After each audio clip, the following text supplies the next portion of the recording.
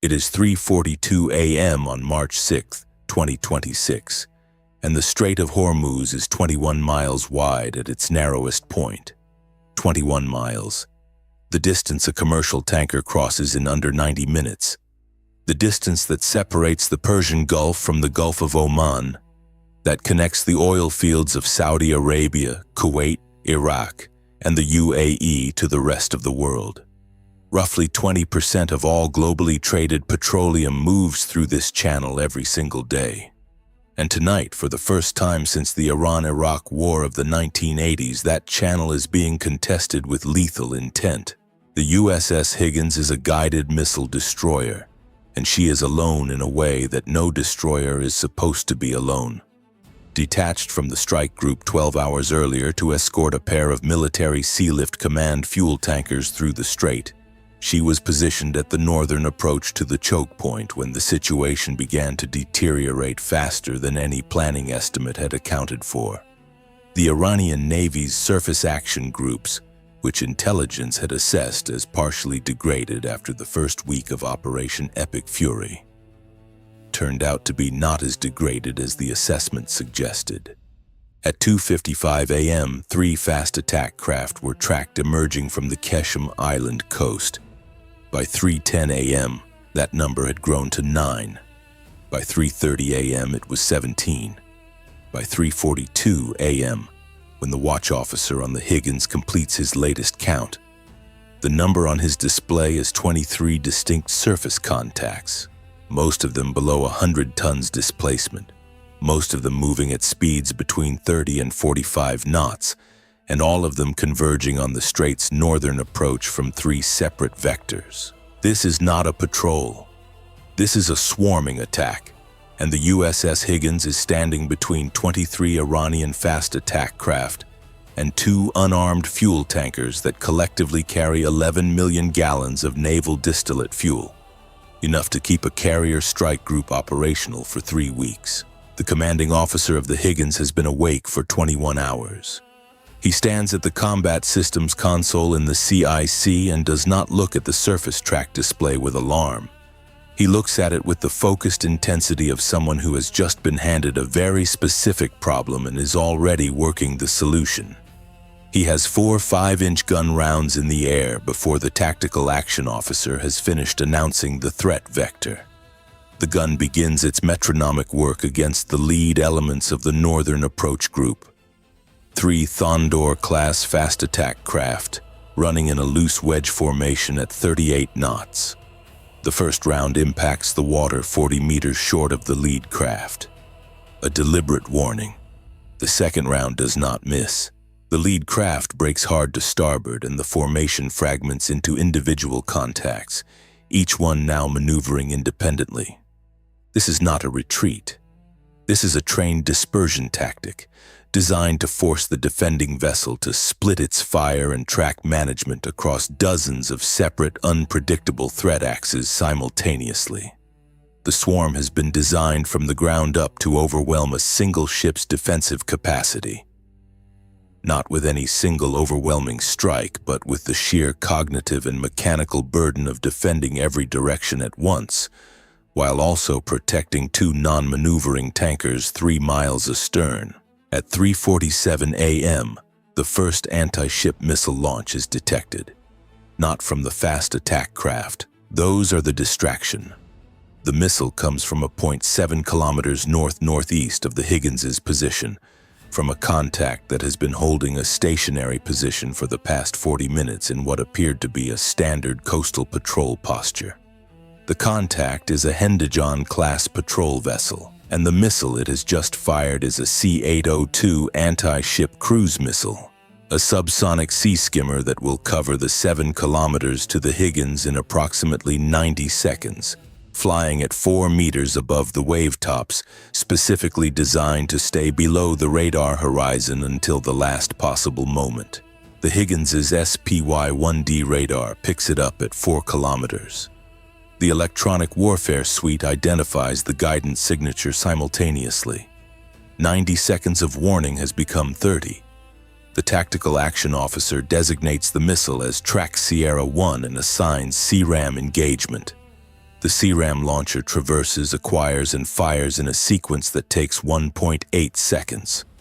The rolling airframe missile streaks out over the port bow and intercepts Sierra 1 at 2.1 kilometers range. The warhead detonates over the water in a flash that briefly illuminates the entire northern approach. And in that light, the Higgins's crew on the bridge wing can see for the first time the actual scale of what is coming toward them. Fast attack craft on every bearing, white rooster tails marking their wakes across the black water. The strait is full of them. The next 4 minutes are the most tactically complex of the Higgins's operational history.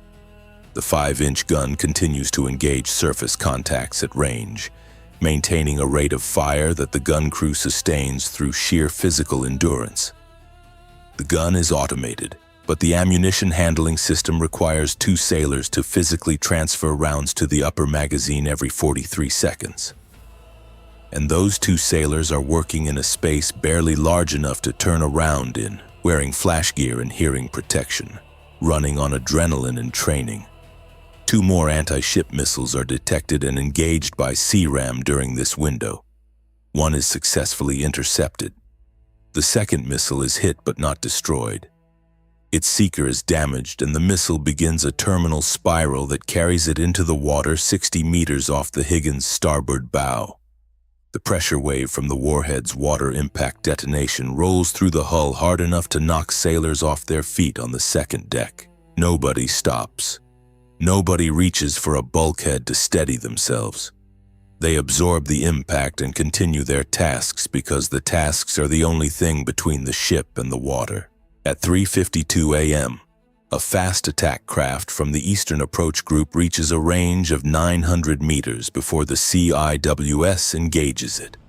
The 20mm rotary cannon traverses and opens fire with a burst that lasts 1.1 seconds.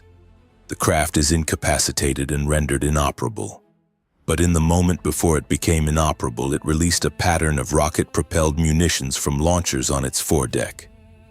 Unguided, low technology, the kind of weapon that does not require electronics or precision because at 900 meters it does not need precision. 4 of the rockets impact the water short of the ship. 1 passes over the flight deck. 1 strikes the port side Mark 32 torpedo tube mounting and detonates on contact. The explosion is not catastrophic by the standards of what naval architects plan for. It is a small warhead, perhaps 15 kilograms of high explosive, and it strikes a piece of equipment designed to absorb battle damage. The tube mounting absorbs the blast and contains most of the fragmentation. But the mounting is directly adjacent to an exterior cable conduit that runs from the ship's auxiliary power distribution panel to the forward radar cooling system. The fragmentation from the warhead cuts through that conduit like a steel blade through paper. 3 high-voltage power cables are severed simultaneously. The resulting electrical arc generates a fault current that the ship's protection systems register and respond to in 0.4 seconds by isolating the affected circuit segment. The isolation is correct. The protection system does exactly what it is designed to do. What the protection system cannot undo is the physical reality of 3 severed cables. The forward radar cooling system loses power. The SPY-1D radar's transmitter array, which generates enormous amounts of heat during active operation and depends on a continuous flow of chilled coolant to maintain operating temperature, begins to thermal limit within 40 seconds. At 3:53 a.m., the radar's automatic protection logic begins reducing transmitted power to prevent permanent damage to the array. At 3:55 a.m., the array shuts down entirely. The Higgins's primary sensor suite goes offline. She still has her gun. She still has CIWS. She still has SeaRAM. She has her Mark 45 5-inch gun crew. She has sonar. She has everything that does not require the SPY-1D to function. What she does not have is the ability to simultaneously track 23 fast-moving surface contacts, correlate their movements, identify threat priorities, and compute engagement solutions faster than human eyes and judgment can manage alone. She is not blind the way the Lincoln was blind. She can still see.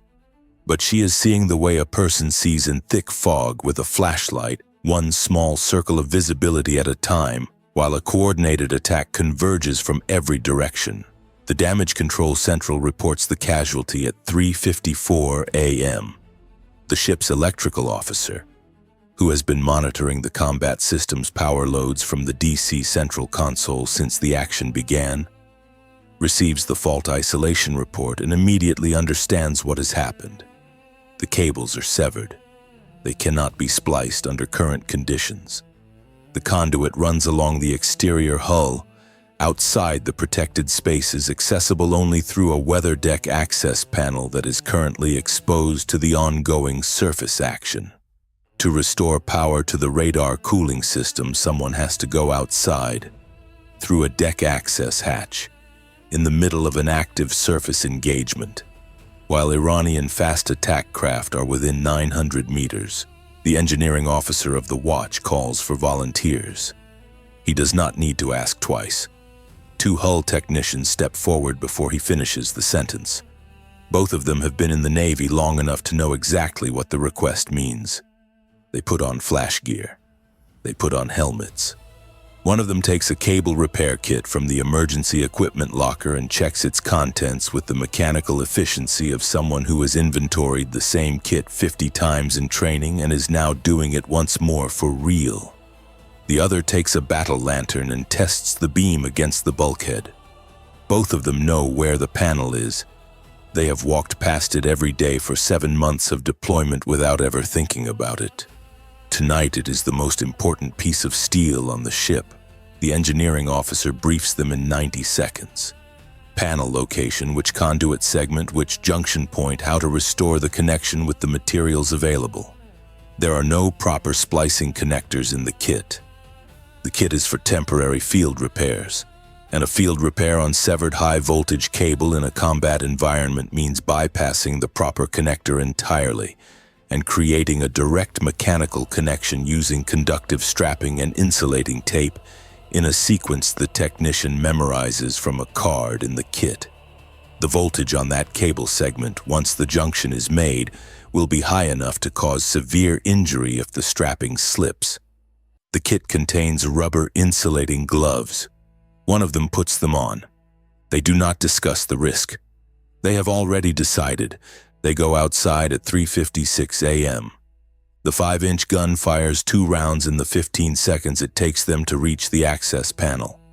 The CIWS engages a fast attack craft off the port quarter while the hull technicians are on the deck.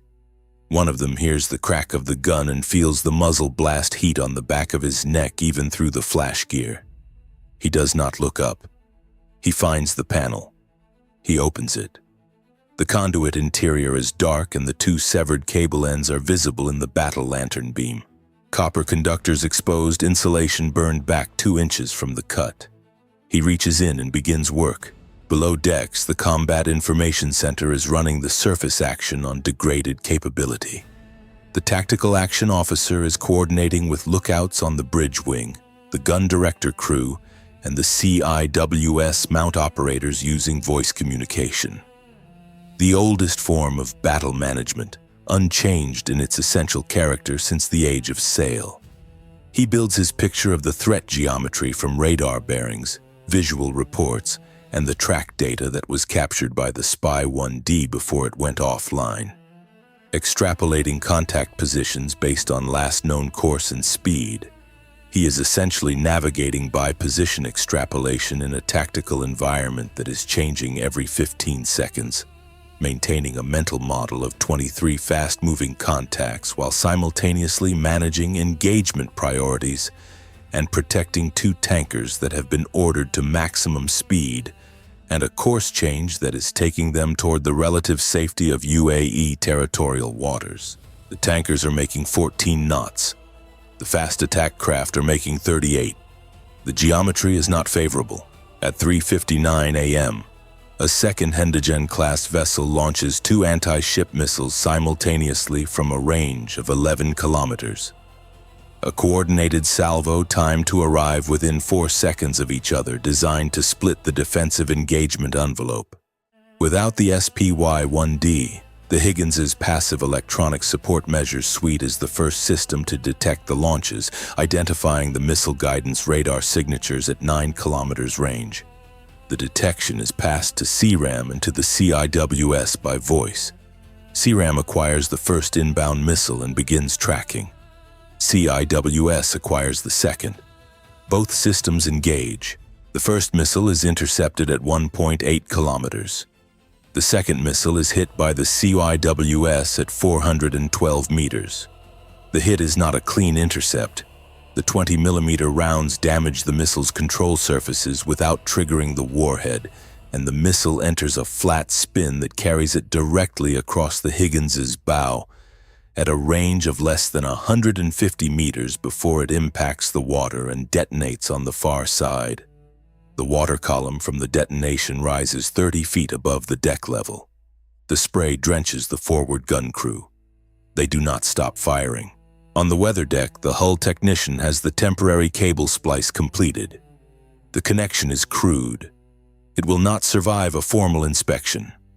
It is meant to work for the next 30 minutes, long enough to restore cooling to the SPY-1D array and bring the radar back online. He closes the junction and signals to his partner with 2 slaps on the shoulder. They move back toward the hatch. The CIWS fires again 20 feet above their heads. They reach the hatch at 4:03 a.m. Both of them make it back inside the ship without injury. The hatch closes. The engineering officer of the watch calls DC Central and reports the repair complete. DC Central restores power to the cable segment. The radar cooling pumps restart. The coolant begins to circulate through the SPY-1D transmitter array. The radar needs 4 minutes and 20 seconds to cool to safe operating temperature and complete its restart sequence.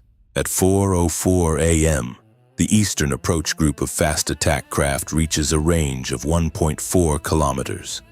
There are 4 of them in a tight-spaced column, making their approach run at maximum speed.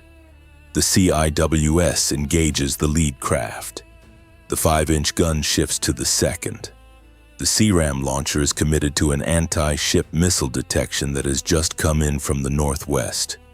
The commanding officer watches his defensive systems manage a simultaneous engagement on 3 separate threat axes with the composure of a man who trained his entire professional life for exactly this event. He also knows that one more fast attack craft, breaking through to a range of 500 meters with even a simple rocket propellant charge, can create another cable casualty. Another system offline, another hole in the defensive envelope. The margin is getting thin. At 4:07 a.m., the SPY-1D radar completes its restart sequence and begins transmitting. The Combat Information Center's displays populate instantaneously with the full tactical picture. 21 surface contacts now, 2 having been disabled or driven off. The remainder in various positions around the strait at ranges from 1,000 meters to 6 kilometers.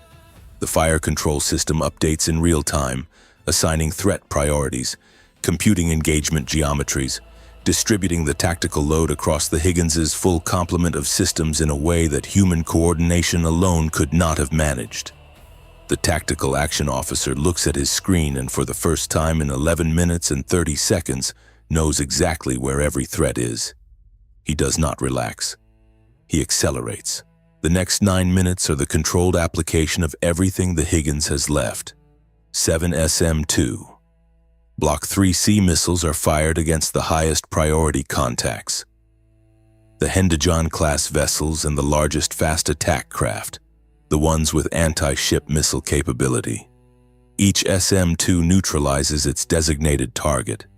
The 5-inch gun runs through its remaining ready ammunition against the light surface contacts at intermediate ranges.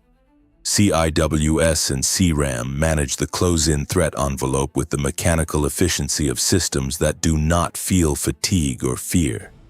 The fast attack craft, faced with the sudden restoration of full-spectrum defensive capability, and the systematic removal of their larger supporting vessels begin to break contact. The swarm is not retreating in a coordinated way. Individual craft are breaking away as their tactical situation becomes untenable, heading north toward the Iranian coastal waters, leaving their wakes behind them on the dark surface of the strait. By 4:16 a.m., the closest Iranian contact is 8 kilometers from the Higgins and opening. By 4:22 a.m., the strait is clear enough that the two MSC tankers are able to resume their original transit course. By 4:30 a.m., the Higgins has resumed her escort position, and the tankers are moving south through the Narrows toward the Gulf of Oman at 13 knots. The sun comes up at 5:48 a.m. over the Musandam Peninsula, painting the strait in the particular flat orange light of early morning over desert water. The Higgins is still there, still moving. Her flight deck is empty, her hull is scarred in 2 places by fragment hits that did not penetrate the watertight boundary. Her forward torpedo mounting is destroyed. Her cable conduit has a splice that would fail any formal inspection. Her ready ammunition magazines are substantially depleted. 7 SM-2 missiles expended. SeaRAM rounds critically low.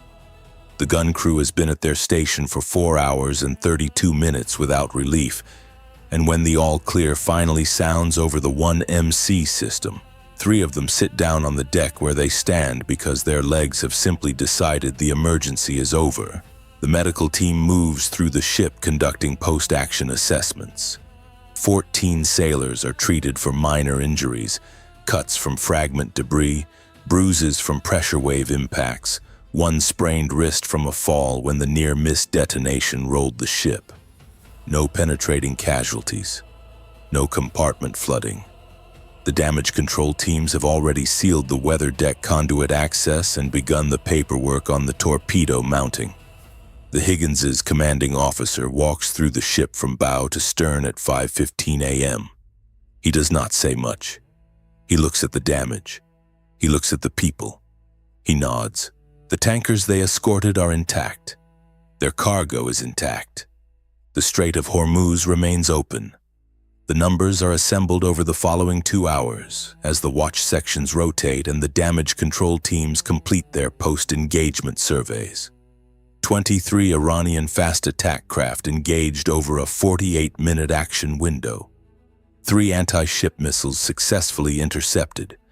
1 missile hit but deflected into the water at 150 meters range. 11 minutes and 30 seconds of degraded radar capability, during which the ship continued to fight using voice coordination, optical tracking, and position extrapolation. 2 hull technicians on an exposed weather deck under active fire, completing a field cable splice that no training exercise ever fully simulated. 1 temporary junction on severed high-voltage cable, made with conductive strapping and rubber-gloved hands, sustaining power long enough for the SPY-1D to cool, restart, and take back control of the battle space. 1 strait, still open. The technology that makes a modern warship lethal is remarkable. The engineering that makes it survivable is something else entirely. It is the product of decisions made under pressure that no simulation fully replicates, by people who understood exactly what was at stake and chose to step through the hatch anyway. The Strait of Hormuz was contested for 48 minutes on the morning of March 6th. It remained open because the people responsible for keeping it open refused to consider any other outcome.